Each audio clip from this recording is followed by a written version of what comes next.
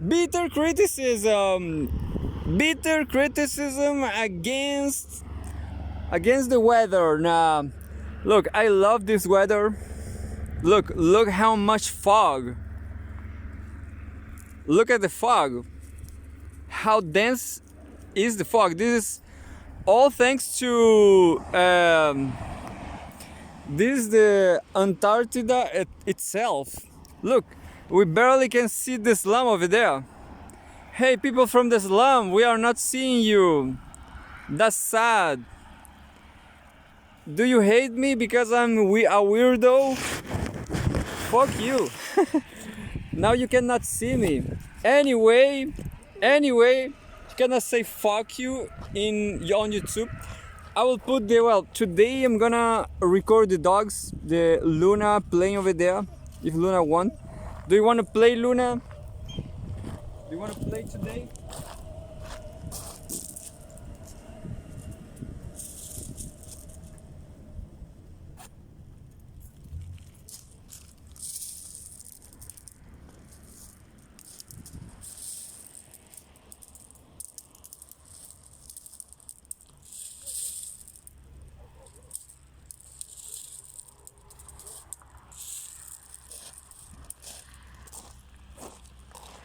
And that's it. Today we're going to today is a great day because we have Timur Fomenko and Brother Blankenship. They published, and Pepe Escobar also published, so we have a full house. And fortunately I didn't forget our special effect, our best special effect, which is the ranking. Yeah, the ranking of the best what? The best analyst, the best geopolitical analyst. But you know, Russian people, they say just political analyst. In the, you know who says geopolitical? Che Guevara, but Che Guevara is not here anymore. We should know who was Che Guevara, but Che Guevara is not here. Let's be classical. This is politics, you know, plus politics in the whole world. Yeah, there's no problem. It's politics in the world. So geopolitics is just the same thing.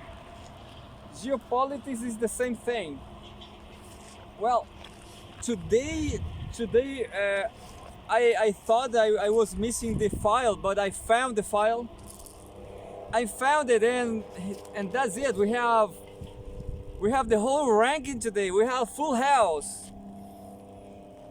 I will call this episode Full House, Geopolitical Full House. Yeah, nobody cares. If I said Pepe Escobar, there will be 10 robots. Nah, I'm joking, Pepe, I'm only joking. 10 Pepe lovers, you know. 10 middle-aged woman trying to see Pepe Escobar. Pepe Escobar is such a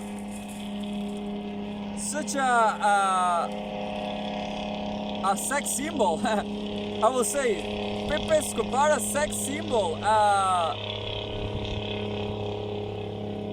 A sex appealing model, top model. Yeah. So Pepe Escobar is a top model. What about that?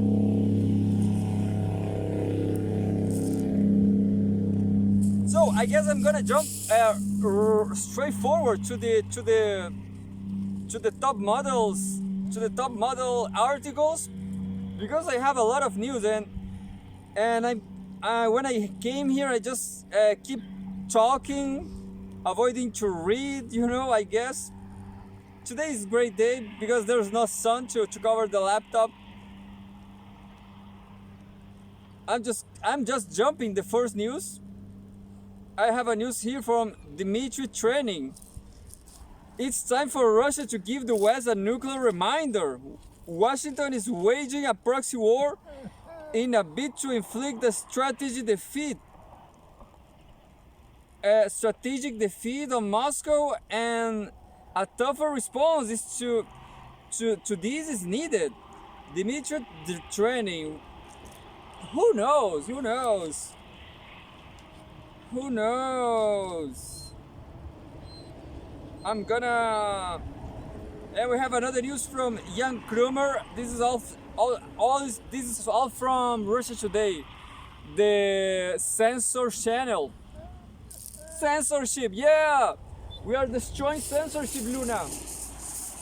Run, Luna, run! Run against censorship, Luna.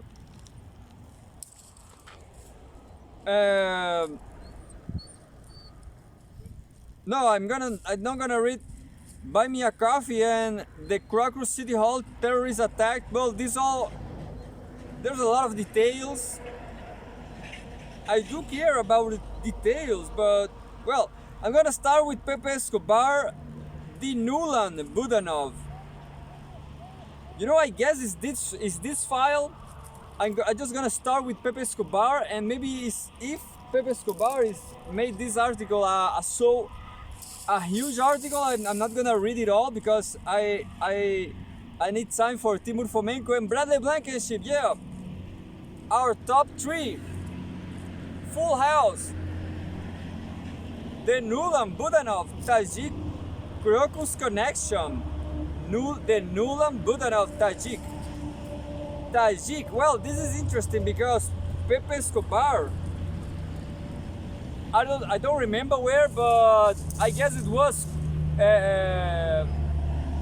with Leonardo Tuch on TV 24/7. I guess he says Russian people don't like Tajiks because I don't know. I will see right now. So if you are a Tajik, shame on you in Russia. I'm sorry, but Filonenko, the swimmer girl, will not like you. That's such a heartbreaker for you. And Anna Kurnikova, Filonenko, Maria Sharapova, no. Say goodbye to those beautiful women, I guess. Well, they can be traders, you know. All these Russian beautiful women can trade mother Russia and say goodbye to Russia, and that's it. But anyway, let's just read and say goodbye to traders.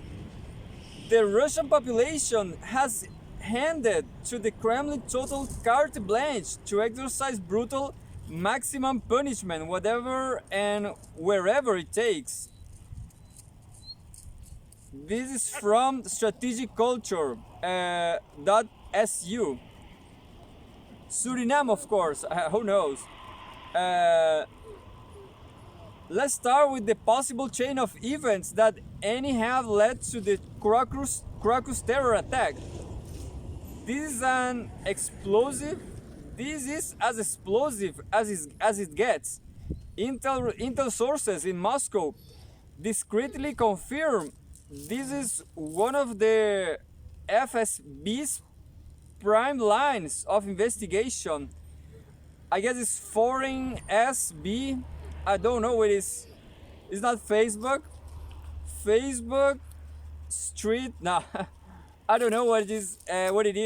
FSB. Pretty ignorant. Criticism on me. I'm sorry. I'm so ignorant. I'm ignorant. Criticism on me. December 4, 2023. Former chairman of the Joint Chiefs of Staff, Jean-Marc Millet, not the Argentinian stupid, only 3 months after his retirement, tells CIA mouthpiece The Washington Post.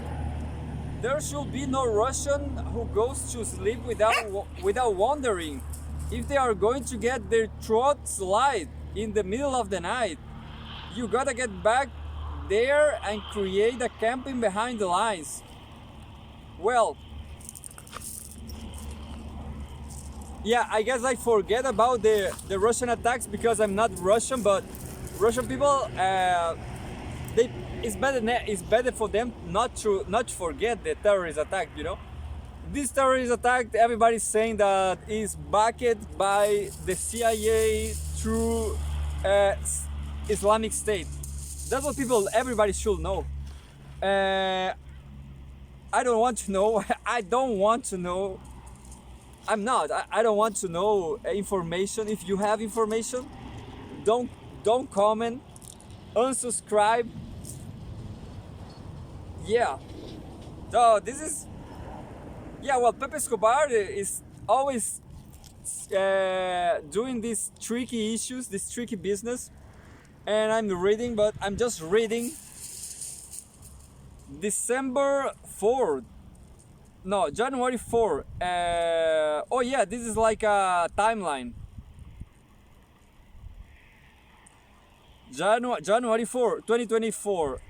In an interview with ABC News, spy chief Kirilo Budanov lays down the roadmap, strikes deeper and deeper into Russia.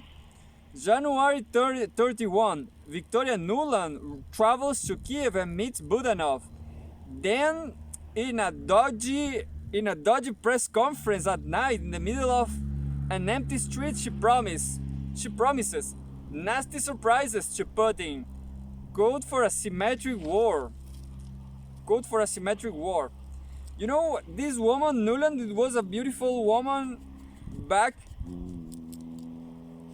in the 90s, I guess, but now is such a fat cow.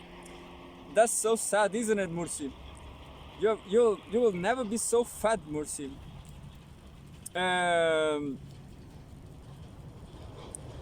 January 22, Nuland shows up at the Center for Strategic and International Studies, CSIS even, and doubles down on the nasty surprises and asymmetric war that may be interpreted as the definitive signal for Budanov to start deploying dirty ops. Well, this woman is kind of crazy because, yeah, well, I guess only Russian people, they don't talk bullshit, you know. They just blow up things, and that's it. February 25. The New York Times publishes a story about CIA cells in Ukraine. Nothing that Russian intel does not already know. Then a lull until March 5, when Crucial Shadow Play may have been in effect. Privileged scenario: Nuland was a key dirty ops plotter alongside the CIA and the Ukrainian GUR Budanov. Rival deep state factions got hold of it and maneuvered to terminate her on way or another, because Russian intel will have inevitably connected the dots. Yet Nuland, in fact, is not retired yet. She's still presented as Undersecretary of State for Political Affairs and showed up recently in Rome for a G7 related meeting, although her new job, in theory, seems to be at Columbia University, a Hillary Clinton maneuver. Meanwhile, the assets for a major nasty surprise are already in place, in the dark and totally off radar. The op cannot be called off. I don't know what is op actually. The op. OP. Shame on me. Ignorant. March 5. Little Blinken formally announces Nuland's retirement. March 7. At least one Tajik among the four-member terror commando visits the Krorus venue and has his photo taken. Yeah, well, I have zero idea by now who the hell are those Tajikistan people. I guess they are just like these other people. The I forgot from Iraq and Iran, the Kurdus, maybe the Kurdus, you know, these Tajik people. They sound like Kurdu people. Well, Asia is not that complicated, I guess. You know, there's a lot of people doing wrong things, serving as mercenaries. That's what they are. They These Tajik people, they have their own country, and Kurdu people doesn't. And well, ignorance. I had no idea who the hell are those Tajik people. I am not a Tajik, understand? I am not. I'm Italian. That's it. I'm Italian. Italian. Pizza, you know, pizza. That's me. I am a pizza. Anyway, March 7, 8 at night, US and British embassies simultaneously announced a possible terror attack on Moscow, telling their nationals to avoid concerts and gatherings within the next 2 days. Yeah, what a morons, these Tajik people. Kill them all. Yeah, well, maybe yeah, totally, yeah, destroy Tajikistan, annex Tajikistan. That's the question for Russia now. I will help you. Tommy, are you a Tajik? Are you a Tajik nigger? Are you a Tajik?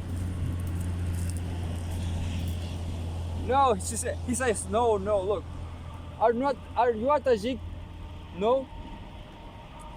Tommy is not a Tajik. Me neither. March 9, massively popular Russian patriotic singer Shaman performs at Crocus. That may have been the carefully chosen occasion targeted for the nasty surprise, as it falls only a few days before the presidential elections from March 15th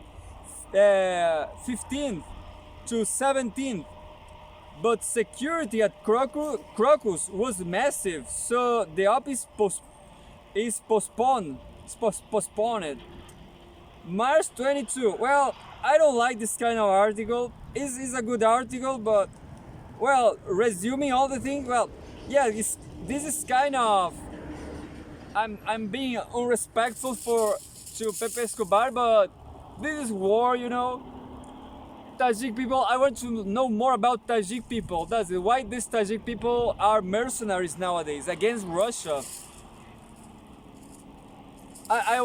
You know what I want to know about all people in the world that act as US mercenaries, like Tajik people, like Kurdu people. That's what I want to know. Yeah, it's not easy. I will not say that Kurdu people, they are terrible, but what can I say? Terrorism against Russia. That's it. Well, it's all about ISIS. Crocus, the March 2022, the Crocus City Hall terror attack. ISIS key, the ultimate can of worms. The ultimate can of worms. Yeah. So imagine a can of worms for fishing.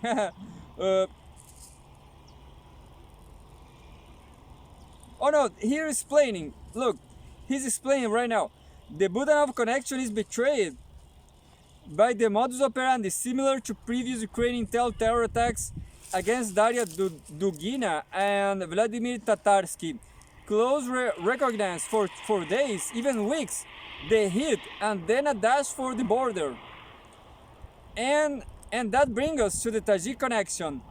There seem to be holes aplenty in the narrative concocted by the raged, I don't know what is concocted, ignorant, by the raged bunch turned mass killers following an Islamic preacher on Telegram offered what was later established as a punny 500,000 rubles, roughly $4,000, $4,500 for the four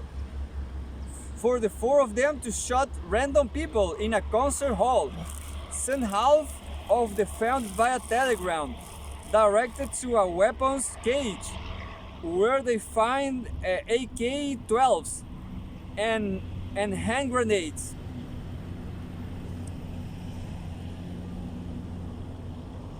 You know, TOEFL TPS told me $500, but I don't want to shoot nobody. They shot me, you know. There seem to be holes aplenty, yeah. The videos show that they used the machine gun little like pros. Shots were accurate, short burst or single fire. No panic whatsoever. Effective use of hand grenades, fleeing the scene in a flash, just melting away, almost in time to catch the window that will take them across the border to Ukraine. Yeah, that's sad, you know.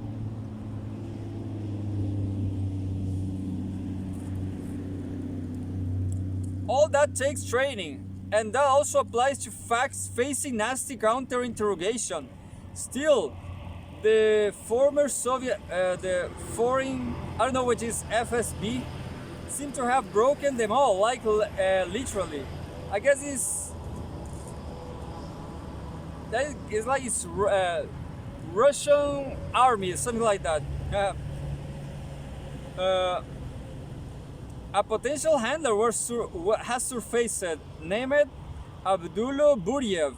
Turkish intel had earlier identified him as a handler for ISIS-K or Hilayat Khorasan in Afghanistan. One of the members of the Kokrus commando told the FSB their acquaintance Obulo helped them to buy the car for the op. And that led us to the massive can of worms to end them all. ISIS-K, the alleged emir of ISIS-K since 2020, is an Afghan Tajik. Sanaullah Ghaffari. He was not killed in Afghanistan in June 2023 as the Americans were spinning. He may be currently holed up in Balochistan in Pakistan. Yet the real person of interest here is not Tajik Ghaffari but Chechen Abdul Hakim al-Shishani. Chechen people are other people that are acting like mercenaries nowadays, or forever, since ever. In the invasion of Iraq, that was when Putin, in that time, Putin acted in the border too. The former leader of the jihadi outfit, Ainat al-Kavaf's soldiers of the Caucasus, yeah, who was fighting against the government in Damascus, in Idlib, and then escaped to Ukraine because of a crackdown by Hayat Tahrir al-Sham, HTS, in another one of those classic inter-jihadi squabbles. Well, this article is being huge, a lot of information. Yeah, it's saying basically that ISIS is backed by the CIA. I want to know about what the people trajectory, the people, understand? I'm sorry, Pepe, but this I have little time. And well, I just know everything. I don't know the details, but I know that CIA is baking, yeah, basically. So I'm gonna jump I'm gonna jump to Timur Fomenko. I'm sorry, Pepe.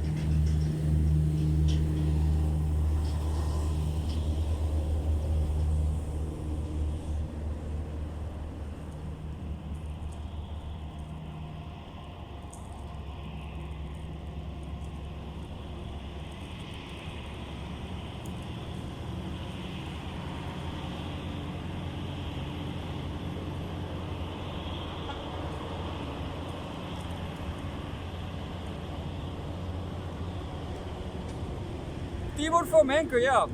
No, look, we have a news from Timur Fomenko that says March 25. This is 4 days ago. The US is cultivating an antagonist to China in Beijing's own backyard. I just read this. Oh, I read this, yeah. So there's no... The Philippines, yeah, I forgot. I take this news, but I forgot. Well, I'm gonna read the brother Blankenship and then I'm gonna jump back to Pepe Escobar, another article, I guess. This is from March 27. Whole world news. Russia Today. Why the US decided to give peace in Gaza a chance? Washington was in a difficult position at the UN Security Council over its traditional ally, which is Israel. So, Bradley Blankenship, an American journalist, columnist, and political commentator. Why the US decided to give peace in Gaza a chance? Linda Thomas Greenfield, second at the left in the photograph, the US envoy to the US at the UN Security Council meeting on March 25, 2024, the photograph. In a historic move on Monday, the United Nations Security Council, UNSC, achieved a breakthrough by passing a bill, a binding resolution aimed at securing a lasting, suitable ceasefire in Gaza and advocating the release of all hostages held by Hamas since the October attacks on Israel last year. So we have no Timur Fomenko today, so this will not be a full house episode. I wonder, I guess that will never happen. Sorry, boys. Sorry, Tommy. That will never happen. Tommy is like, oh shit, leave me alone. Let me free. This momentous step forward in international diplomacy signals a potential turning point in the protracted Israeli-Palestinian conflict, offering a glimmer of hope for peace in a region long plagued by violence and discord. The decision by the UNSC comes after several failed attempts to broker a ceasefire. It underscores the growing global consensus on the urgent need to address the root causes of the conflict and pave the way for a peaceful settlement. The resolution, which was passed with overwhelming support from the international community, reflects a shared commitment to upholding international law and promoting stability in the region. The US traditionally staunch ally of Israel, notably abstained from vetoing the resolution this time, signaling a shift in its approach and a willingness to engage constructively in multilateral efforts to end the violence. Thought it was said that it does not represent a change in policy. This decision reflects a recognition of the need for a balanced approach that takes into account the legitimate concerns and aspirations of both Israelis and Palestinians. So far, it's not a good article, I'm sorry.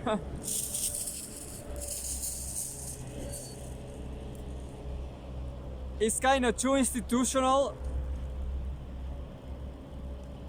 The U.S. traditionally, the hunger killing Gaza's children has a clear cause that few are willing to name out loud.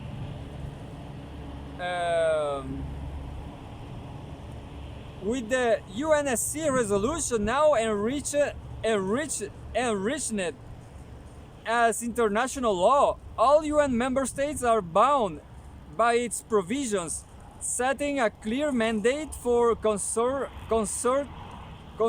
action to implement these objectives. This presents a unique opportunity for diplomatic initiatives and coordinated efforts to de-escalate tensions, rebuild trust, and create conditions necessary for lasting peace and stability in the region. You know, it's not a good article because it's kind of, they are saying that Israel sometime had good relations with Palestine, and that's not true. I'm sorry, but I well, I've never been in Palestine. I just repeating what Palestinians say about everybody saying about Rui Pimenta, Daniel Hadwe are saying that Israel was always been a terrible hell. That's it. However, despite the optimism surrounding the UNSC resolution, significant challenges remain on the path to peace. The Israeli government, led by Prime Minister Benjamin Netanyahu,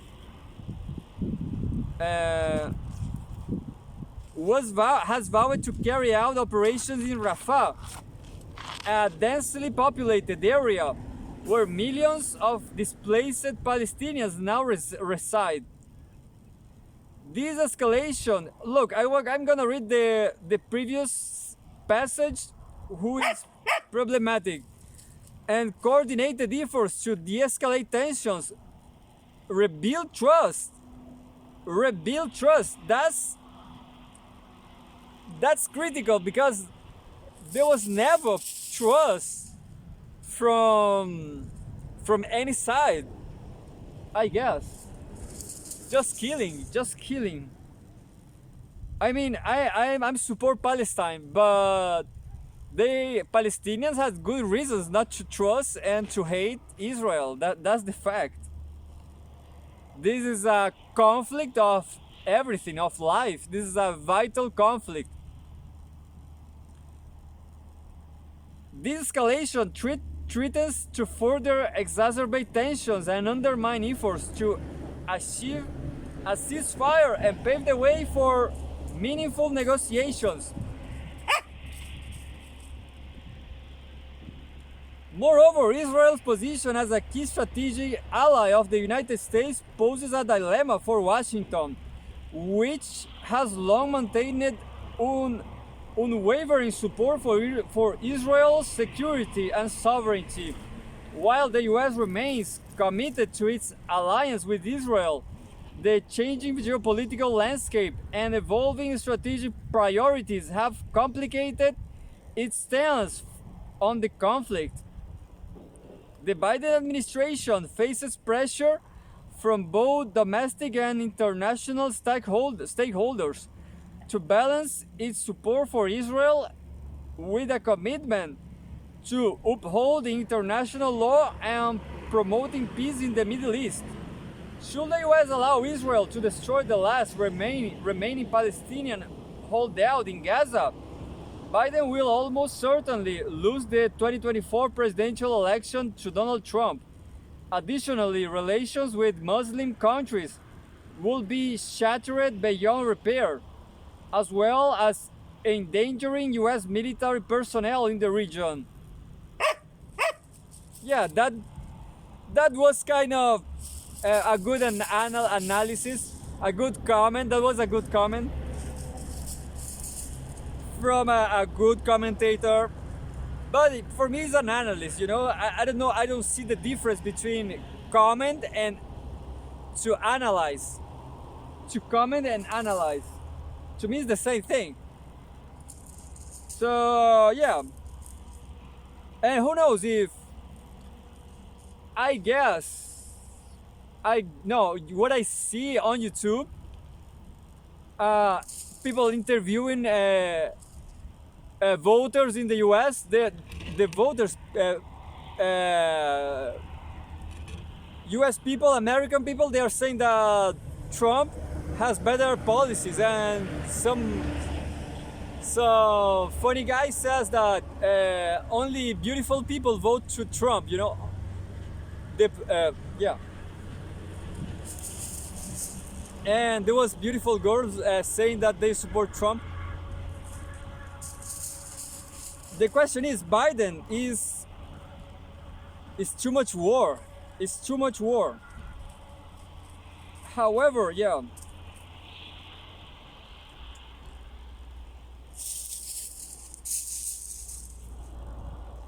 I guess this look. However, Israel's position as a key strategic ally to the United States poses a dilemma for Washington, which has long maintained an unwavering support for Israel's security and sovereignty.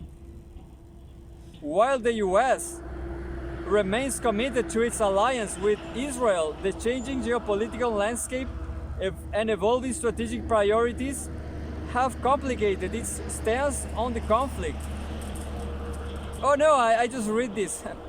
The prospect of a full-scale war looms large, with Israel's military capabilities and the broader implications of its actions raising concerns about the potential for a regional conflict.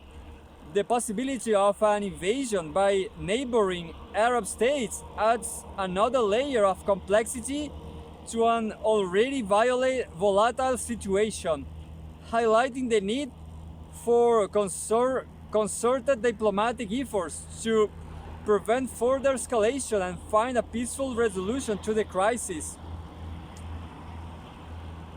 Further, Israel's nuclear ambiguity and so-called Samson option, its rumored unofficial retaliatory policy raise serious questions about whether spillover in the conflict, prompted by the state's potential ground operation in Rafah, could trigger an international thermonuclear war.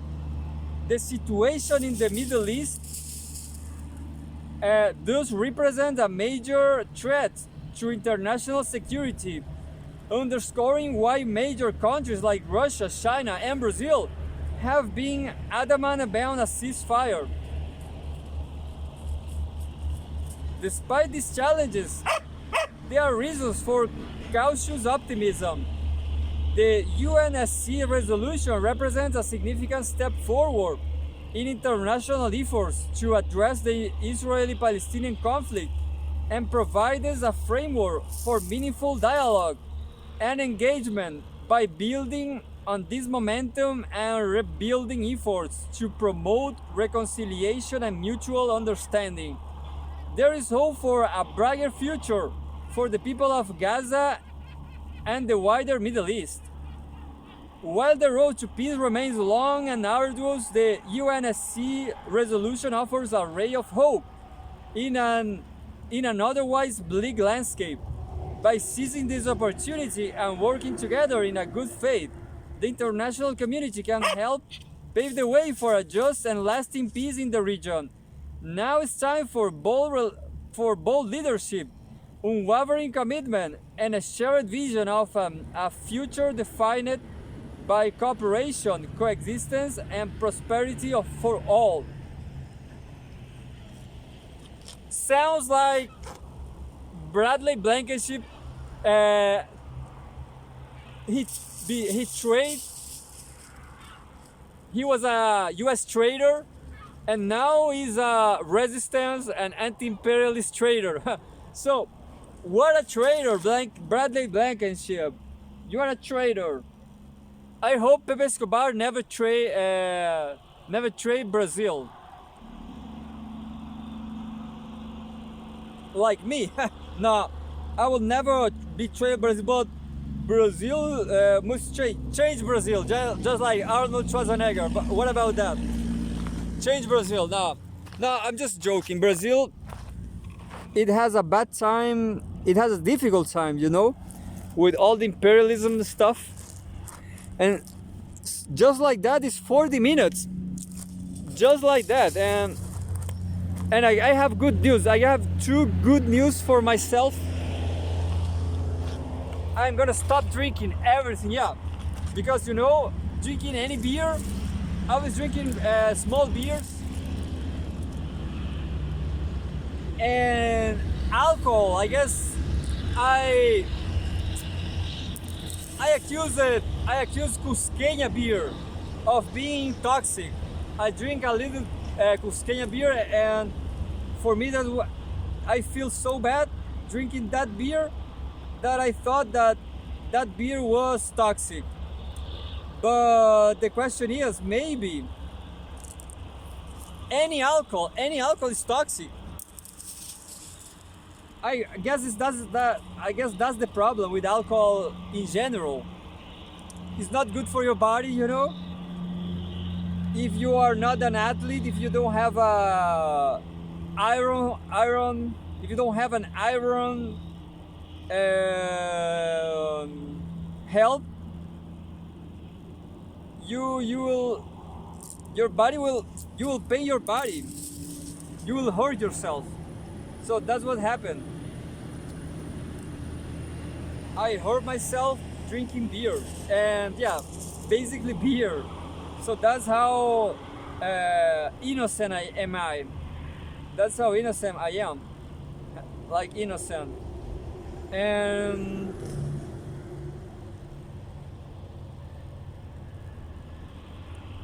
well, and now I have a bad time trying to find the music.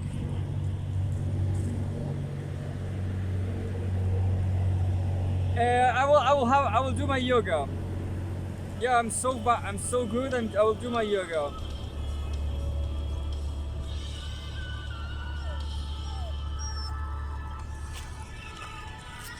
Yeah, so I'm back to the yoga because I'm healthy now. I was taking these analgesic pills, and it works. I don't remember. It was like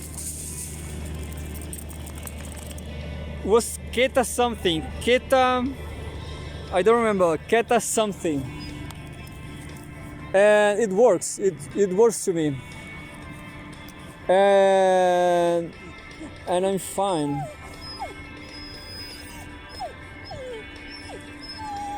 But it was a huge fear, because you know it was also my couch. My couch was kind of deformed, and that hurt my back. I was not in a good position on my couch. It was also beer, so all the stuff you must change in your life. You had to have a good couch. You have to not drinking beers. That's what everybody should do.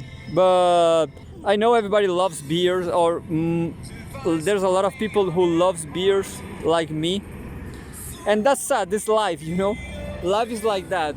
You have to choose between health and death.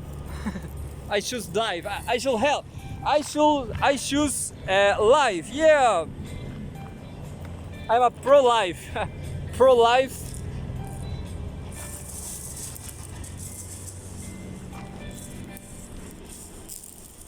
I'm sorry, Tommy, I'm sorry.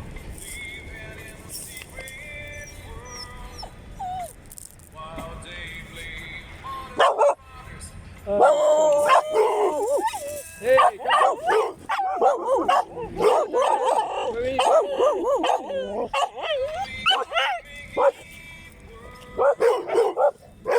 Tommy, ven aquí.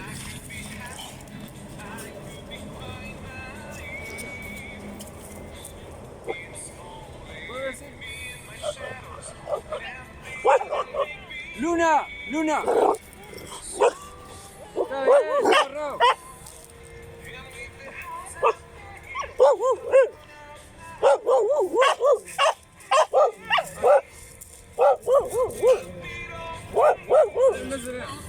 Córtala, Tommy.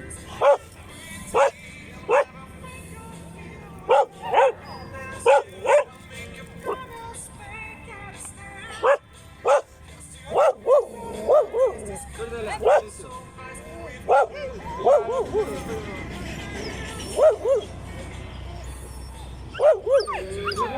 No se gana.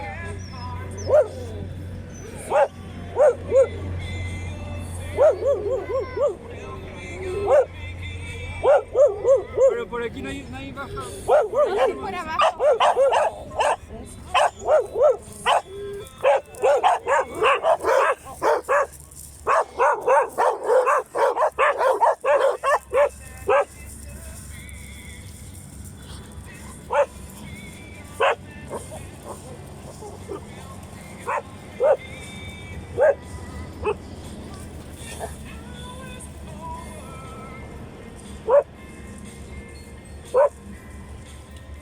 Quieto.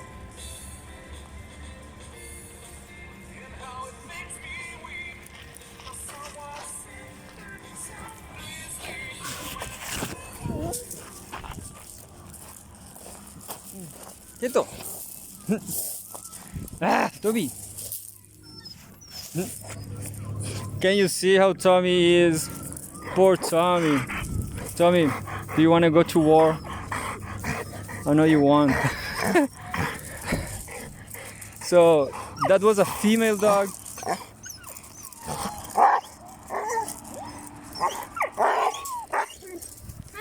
And well, the dogs, they act like a gang, you know? And they are too territorial, that's the problem. Córtala, Tommy, córtala.